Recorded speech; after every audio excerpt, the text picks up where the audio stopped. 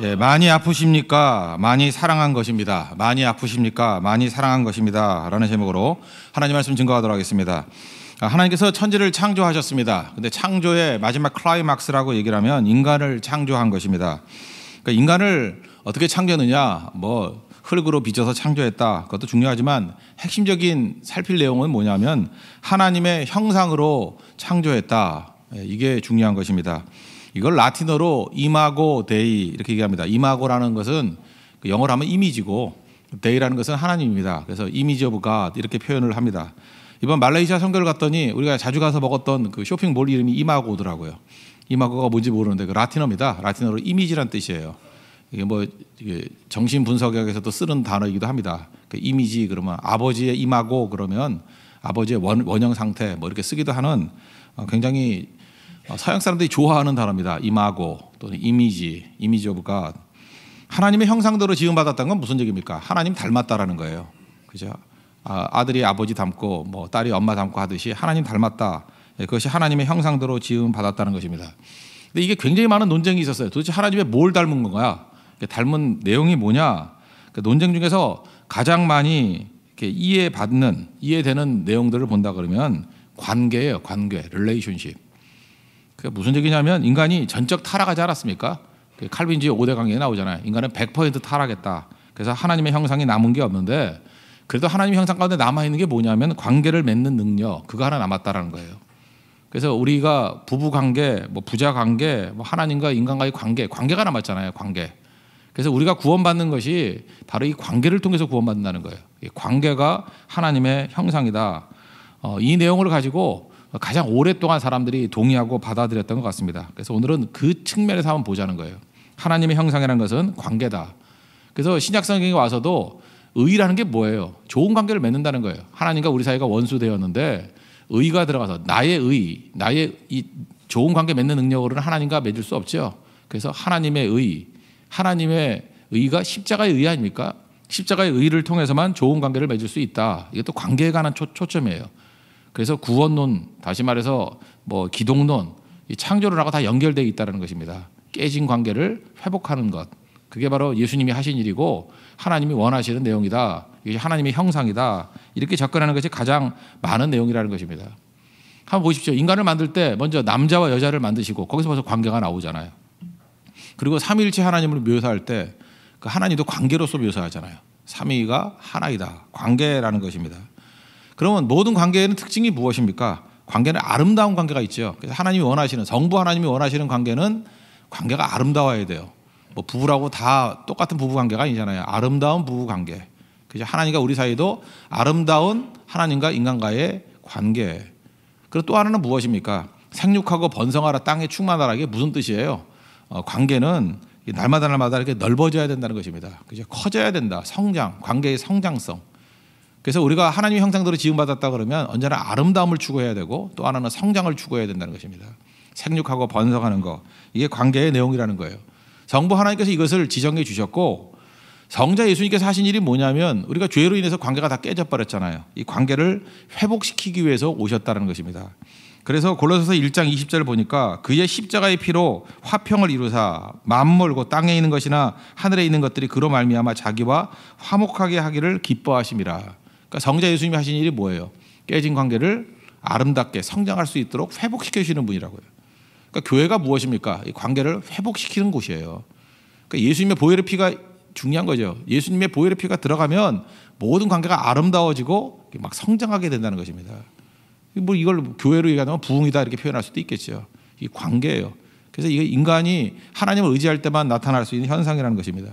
그럼 성령 하나님이 하시는 일이 뭐예요? 그 관계를 유지하고 완성시키신다는 것입니다. 에베소서 4장 3절을 보니까 평안에 매는 줄로 성령이 하나 되게 하신 것을 힘써 지키라 이런 말씀이 나오죠. 몸도 하나요 성령도 하나요 너희의 부르심의 소망 안에서 너희가 부르심을 입었다 이런 얘기가 나오는데 성령께서 하신 일이 뭐냐? 우리 관계를 유지하고 완성시키는 사역을 하신다는 것입니다. 그러면 이 관계에서 가장 대적이 되는 게 뭐냐면 이기심이에요. 이기심, 또 다른 말로 하면 자기 사랑이 들어가면 이 관계에 충돌이 일어납니다.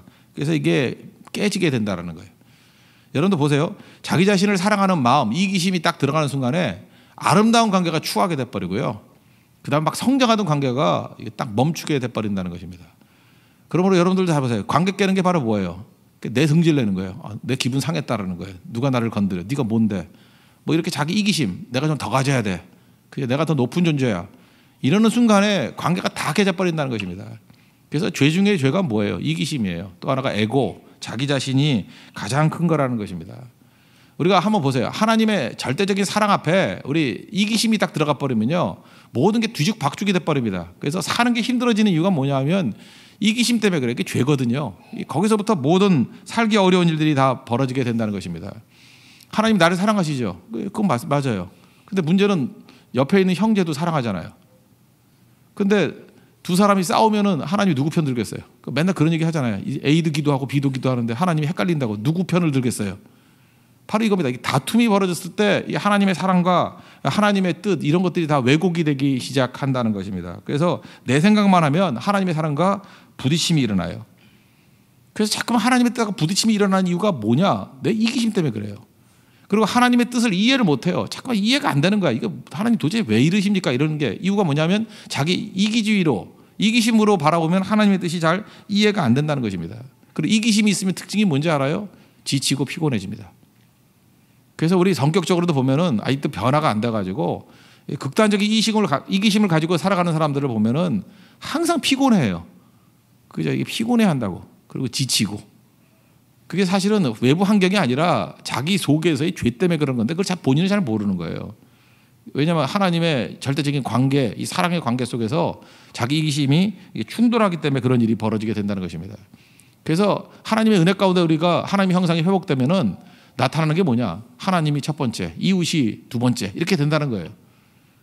그래서 질서가 잡히는 것입니다. 이기심이 깨진다는 얘기죠. 우리 뭐 옛날에 많이 얘기했던 조이라는 것이 우리 인간관계를 표현한다 그러잖아요. 기쁨이 있기 위해서는 그 Jesus first, 예수님이 첫 번째, 그죠? 그 다음에 other second, 이웃이 두 번째, 그러니까 you third, 내 자신이 세 번째 오면 된다. 그러면 기쁨이 충만하게 된다. 만들어낸 얘기지만 참 중요한 진리를 담고 있다고 생각을 합니다. 이런 관계가 다 회복이 된다는 거예요. 그러니까 우리 관계를 깨는 것들, 우리 관계를 깨는 것들, 이게 하나님 형상이 깨지는 거예요. 갈라디아서 5장에 보면은 성령의 9가지 열매가 나오지 않습니까? 사랑과 희락과 화평, 오래 참은 자비 양선, 충성, 온유, 절제. 이게 9가지가 나오잖아요. 이 같은 것을 금지할 법이 없다. 그럴 때 성령의 9가지 열매가 사실 곰곰이 생각해보세요. 뭐예요 그게? 관계를 좋게 만들어주는 거예요. 성령께서는 우리에게 이 관계를 회복시키기 위해서 오신다는 거예요. 사랑, 희락, 화평, 그럼 관계가 좋아지잖아요. 오래 참은 자비 양선, 그럼 관계 좋아지잖아요. 충성, 온유, 절제. 관계가 좋아지잖아요. 여기서 관계가 나빠질 게 뭐가 있어요? 이거 안 하면 성령의 그 열매를 떠나가게 되면은 관계가 깨지기 시작한다니까요. 그래서 여러분 상태 안 좋을 때 나타나는 현상이 무엇입니까? 모든 관계가 다 깨져버려요. 하나님과의 관계도 깨지고 이웃과의 관계도 깨지고 나 자신과의 관계도 깨져버리는 거. 이게 하나님 형상을 잃어버린 것입니다. 하나님 형상의 회복이라는 것은 관계 회복이라는 것입니다. 여러분들 모든 관계가 하나님 은혜 가운데 회복되는 은혜의 역사가 있기를 바랍니다. 그러면 두 번째, 이 관계의 핵심이 뭐냐? 이 관계의 핵심이 사랑이라는 거예요. 우리는 하나님의 속성을 이렇게 본받지 않습니까? 아버지 속성을 아들이 본받고 그러잖아요. 요한일서 4장 16절을 보니까 하나님이 우리를 사랑하시는 사랑을 우리가 알고 믿었노니 하나님은 사랑이시라. 여기서 뭐 사랑의 교회도 나왔죠. 하나님은 사랑이시라.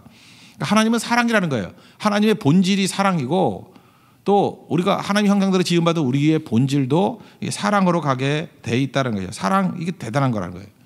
근데 이 사랑에 대해서 이게 이해를 못하는 게 왜 그러냐? 이 성경은 사실 창세기부터 요한계시까지 사랑 이야기거든요. 관계 핵심이 사랑이고 하나님은 사랑이시기 때문에 그 사랑이란 단어가 만나서는 안 되는 게 뭐냐면 그게 또 자기예요. 에고. 이 사랑의 에고를 만나면요. 그때부터 참 보세요. 이제 변질돼 버려요. 사랑인데 자기 사랑, 자기애, 자기 연민. 여기서 교만이 나오고 무시가 나오고 파괴된 모습이 다 나오게 된다는 것입니다. 그래서 사랑은 자기를 만나는 게 아니에요. 사랑은 하나님을 만나고 이웃을 만날 때 그게 바로 관계 회복의 능력이 나타나기 시작한다는 것입니다. 근데 우리가 믿는 하나님, 특별히 유대인들이 이해 못했던 게 뭐죠? 이사야 53장을 이해를 못한 거예요. 고난받는 하나님, 그죠? 고통받는 하나님, 이걸 이해를 못하는 거예요. 고통받는 하나님을 이해 못한다는 얘기는 뭐냐면 사랑의 하나님을 이해하지 못한다는 것입니다. 여러분 사랑하기를 원하시죠? 사랑의 내용이 뭡니까? 사랑과 고통은 양면입니다. 사실 같은 얘기예요. 한번 여러분 생각해 보세요. 여러분 인생 가운데 가장 많이 아팠던 것들이 있죠. 가장 많이 아팠던 것은 가장 많이 사랑했던 거예요. 여러분들 뭐 보편적인 것부터 얘기를 하면은 자녀들 사랑하죠. 뭐 예를 들어 병든 아들이 있다든지 뭐 이렇게 잘못돼 쓰러져 있는 딸을 본다든지 그러면 정말 가슴이 찢어져요. 가장 아파요. 아프다고요. 근데 그 아픈 내용의 특징이 뭐예요? 사랑이에요. 사랑하지 않는 거는 아프지 않아요. 그냥 뭐 지나가는 사람, 뭐 별거 아닌 사람 이런 사람 아프지 않아요. 근데 아프다라는 거는 많이 사랑하는 거거든요. 여러분들 이제 지나왔을 때 뭐 어떤 그 형제한테 얘기를 나눴어요. 뭐 이렇게 몇 명을 사귀었었대요. 근데 그 중에서도 가장 아팠던 사람, 가장 사랑했던 사람이에요. 그러니까 여러분 인생 가운데 지금부터 아팠던 것들을 한번 쭉 써보세요. 가장 아팠던 일들, 그게 사랑했던 거예요. 시간이 가면 갈수록 사람이 아픈 것도 없고 아픈 게 두려우니까 피하는 거거든요. 그 아픔을 피하는 게 아니고 그것은 사랑을 피하는 거예요. 그래서 아무것도 아닌 게 돼버리거든요.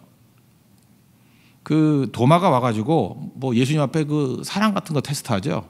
뭘 사랑하세요? 그때 예수님이 하시는 일이 뭐예요? 못 박힌 송 보여주는 거예요. 그게 무슨 얘기입니까? 아팠다라는 거예요. 그죠? 너희 살리기 위해서 아팠다라는 거예요. 찢어졌다는 거예요. 이게 사랑이에요. 그래서 여러분들 나 얼마큼 사랑해? 그러면 아픈 걸 보여줘야 돼요. 그죠? 아픔이 사랑이기 때문에. 그래서 어떤 가수도 불렀잖아요. 사랑보다 깊은 상처. 그게 그거예요. 뭐 알고 부른지 모르지만 그게 아픔과 사랑은 이게 거의 같은 얘기라는 것입니다. 그래서 하나님 앞에서 우리가 지난번에도 제가 그 C.S. 루이스하고 그 60살 넘어서 연애했던 조이 데이빗맨 얘기를 했죠. 어려서부터 엄마 잃고 이게 똑똑한 사람이니까 C.S. 루이스가 무슨 결심을 했냐면은 아프지 말기로. 울면 안 되니까. 아프면 견디기 힘드니까. 그래서 아프지 않기로 결심을 했어요. 근데 60 넘을 동안에 사랑을 못 배운 거예요. 그러니까 결혼도 못 하고. 조이 데이빗맨을 만나가지고 사랑을 배웁니다. 사랑을 배웠다는 게 뭐예요? 아픔을 배운 거예요. 그 여자 1년, 2년밖에 못 산다는 암 선고 받은 여자거든요. 4년인가 같이 살았어요. 그래서 사랑을 배운 거예요. C.S. 루이스의 모든 내용들이 다 아픔 배운 겁니다. 아픔 배운 게 사랑을 배운 거예요. 그래서 회복이 되는 거죠. 어제 제가 까라마조프가의 형제들 그 얘기를 했죠. 도스토옙스키가 그 까라마조프 그 아버지거든요. 아버지 아들 셋이 있는 얘기인데 이 까라마조프라는 사람이 어떤 사람이냐 무신론자예요. 그리고 아주 철저한 사람이고 좀 피도 눈물도 없는 사람인데 조그만 공책을 하나 들고 다녀요. 공책에 뭘 쓰느냐 하면은 하나님이 없다는 것을 증명하는 거예요. 하나님이 없다는 것을 증명하는 사건이 뭐냐 하면은 이유 없이 고통당하는 사람만 적는 거예요. 야 봐라, 하나님이 있다 그러면 이렇게 이유 없는 고통이 있을 수가 있느냐. 그거 적는 거예요. 특별히 나이 들면 이유 없다라는 게 없을 수 없잖아요. 그래서 뭐 숨은 죄가 있겠지. 그래서 어릴수록 깐난하게 뭐 이런 것부터 시작해서 어린아이, 그러니까 죄 지을 기회가 많이 없는 어린아이일수록 큰 고통 당하는 거 다 공책에 적는 거예요. 그리고 스스로에게 설교하는 거예요. 야 봐라, 하나님 없지. 하나님 있으면 이런 일이 벌어지니. 그런 게 까라마조프예요. 근데 까라마조프가 언제 박살이 나는지 아십니까? 희생하는 사랑 만나고 난 다음에 공책 찢어버려요. 다 날아가 버린다고. 여러분 어떤 사람이 이렇게 강팍함을 깰 수 있는 건요 사랑밖에 없어요. 사랑이 뭐예요? 이게 아픔, 아파하는 내용들 그거 보고 이제 회복의 역사가 나타나기 시작한다는 것입니다. 그래서 여러분들 신앙이라는 게 뭐냐면은 하나님의 형상이 회복된다는 게 뭐냐면 세상에 있는 모든 아픔들에 대해서 피하는 게 아니에요. 그걸 받아들이는 거예요. 그게 사랑이에요. 그래서 사랑 많이 하는 사람은 아픈 거예요. 여러분 예수 믿으면요 아파요. 굉장히 많은 부분에 아파요. 그냥 옛날에 아프지 않았던 것들이 아파요. 네팔에 있는 영혼들이 아프고요. 그 인도에 있는 영혼들이 아프고요. 계속 아파요. 그 아픔이 사랑이에요. 근데 아픔이 다 사라져 버렸다. 이거 아무것도 아닌 거죠. 그래서 여러분들 이해가 되십니까? 아픔을 주신 하나님을 찬미하는 일들이 벌어지게 된다고요. 이 역설이죠. 루카스 이야기라고 들어보셨습니까? 그 캐나다 토론토에 가면은 그 데이브레이트라 그래서 그 지적 장애인들 모여 있는 데 있죠. 거기 있는 스토리예요. 거기 지적 장애인인데 앤디하고 줄리라고 그 두 사람도 그 약간은 그 정신적인 약한 분들이에요. 근데 두 분이 사랑을 해가지고 이 데이브레이크에서 살고 있는 분이에요. 아기를 낳았어요. 아기를 낳았는데 그 아기 이름이 루카스예요. 루카스인데 일찍 조산을 했어요. 너무 그 유산도 몇 번 하다가 원하던 아이였어요. 근데 아이를 낳았는데 이 뇌가 열려가지고요, 뇌가 흘러내리는 병이에요. 이 뇌가 밖으로 흘러내려요. 참 답답하죠. 어떻게 이런 병이 있냐고요. 그래서 의사가 얘기를 하기를 얘 낳고 난 다음에 15분 있으면 죽는다고. 그래서 애 낳고 난 다음에 이제 아버지와 어머니가 바라보고 있는 거예요. 마지막 모습 보려고. 그래서 15분이 지나도 안 죽어요. 또 15분이 지나도 안 죽고. 그래서 이 아버지가 앤디가 안고 내가 얘 이렇게 죽일 수는 없다. 내가 살아있는 동안에 최선을 다하겠다. 그래서 아기를 위해서 기도하고 또 세례를 베풀고 선물 주고 축복하고 아이를 위해서 찬송하고 계속 그래요. 그게 루카스 이야기예요. 우리나라에도 뭐 그 뮤지컬로도 나온 것 같은데, 그죠? 루카스 이야기. 그러다가 15일을 살았어요. 15일 살다가 죽었거든요. 처음에 원망도 나왔겠죠. 뭐 이게 무슨 뜻입니까? 근데 장례식 때 아버지 앤디가 했던 얘기예요. 이것이 루카스와 함께 했던 시간이 나에게는 행복한 시간이었고 하나님이 주신 축복의 시간이었다. 그러면서 그 얘기를 쭉 하는 거예요. 이건 제가 볼 때 가식이 없어요. 다 느꼈던 거예요. 루카스를 통해서 내게 하나님께서 아버지라는 축복을 주셨다고. 15일 했지만 아버지로 살았다는 거예요. 그래서 아버지 마음이 뭔지를 알고 그 아버지 마음을 통해서 하나님을 깨닫게 되었다고. 그리고 아들 루카스를 잃은 슬픔을 통해서, 슬픔이 사랑이라고 했잖아요. 아픔이 사랑이다. 그래서 그리스도의 깊은 사랑을 깨닫게 되었다. 뭐 그런 얘기예요. 이 책에서 우리가 보여주는 게 무엇입니까? 삶의 모든 경험은 의미가 있다는 것입니다. 여러분들 아픔을 회피하려고 그러지 마시죠. 그 사랑을 회피하는 것과 똑같은 거예요. 하나님께서 우리에게 필요하기 때문에, 우리 하나님의 형상이거든요. 그래서 하나님 형상이 관계고 관계의 핵심이 사랑이라고 했잖아요. 하나님은 사랑이고 우리가 사랑하기를 원하시잖아요. 그 많은 아픔이 온다고요, 우리에게. 그 의미가 없는 게 아니고 그거를 다 받아들여야 된다는 것입니다. 그래서 내가 접하는 환경, 경험, 다 의미가 있습니다. 그러는 과정 속에서 하나님 닮아가는 거예요.